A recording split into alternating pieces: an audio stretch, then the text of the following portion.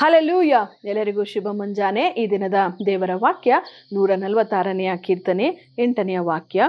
ಯೆಹೋವನು ಕುರುಡರಿಗೆ ಕಣ್ಣು ಕೊಡುತ್ತಾನೆ, ಯೆಹೋವನು ಕುಗ್ಗಿದವರನ್ನು ಉದ್ಧರಿಸುತ್ತಾನೆ. ಸಾಮಾನ್ಯವಾಗಿ ನಮಗೆ ಕಣ್ಣಿದೆಯಲ್ಲ, ದೇವರು ಕುರುಡರಿಗೆ ಕಣ್ಣು ಕೊಡುತ್ತಾನೆ ಎಂಬುದಾಗಿ ದೇವರ ವಾಕ್ಯದಲ್ಲಿ ನಾವು ನೋಡ್ತೇವೆ. ಕಣ್ಣಿದ್ದರೂ ಕೂಡ ಕುರುಡರಾಗಿ ಜೀವಿಸುವಂತ ಅನೇಕರು ನಮ್ಮ ಮಧ್ಯದಲ್ಲಿ ಜೀವಿಸುವಂತವರಾಗಿದ್ದಾರೆ. ಒಂದು ಪಕ್ಷ ನಾವು ಕೂಡ ಅದೇ ರೀತಿಯಲ್ಲಿ ಜೀವಿಸುತ್ತಿರಬಹುದು. ನಮಗೆ ತಿಳಿಯದ ಅನೇಕ ಕಾರ್ಯಗಳು ಇದ್ದಿರಬಹುದು. ಅಷ್ಟು ಮಾತ್ರವಲ್ಲ, ನಾವು ಕುಗ್ಗಿದವರು ಕೂಡ ಆಗಿರಬಹುದು. ಆದರೆ ಈ ಎಲ್ಲ ಸಂದರ್ಭಗಳಲ್ಲಿಯೂ ಕೂಡ ನಮಗೆ ಬೇಕಾಗಿರುವಂತಹ ಅದ್ಭುತ ಕಾರ್ಯಗಳನ್ನು ನಮ್ಮ ಜೀವಿತದಲ್ಲಿ ಮಾಡಿ, ನಾವು ಕುಗ್ಗಿರುವಂತಹ ಆ ಒಂದು ಕಾರ್ಯಗಳಿಂದ ನಮ್ಮನ್ನು ಉದ್ಧರಿಸುವ ಆತನು ನಮ್ಮ ಯೆಹೋವನಾಗಿದ್ದಾನೆ.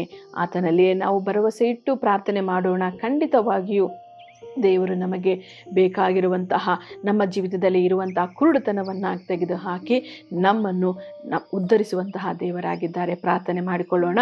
ಸ್ತೋತ್ರ ಕರ್ತನೆ, ಅಪ್ಪ, ನಿಮ್ಮ ವಾಕ್ಯದಲ್ಲಿ ಹೇಳಿರುವ ಹಾಗೆ ಕುರುಡರಿಗೆ ಕಣ್ಣು ಕೊಡುವಂತಹ ದೇವರು ನೀನು ಸ್ವಾಮಿ. ಕುಗ್ಗಿರುವಂಥವರನ್ನ ಉದ್ಧರಿಸುವಂತಹ ದೇವರು ನೀವು ಆಗಿದ್ದೀರಾ ಅಪ್ಪ.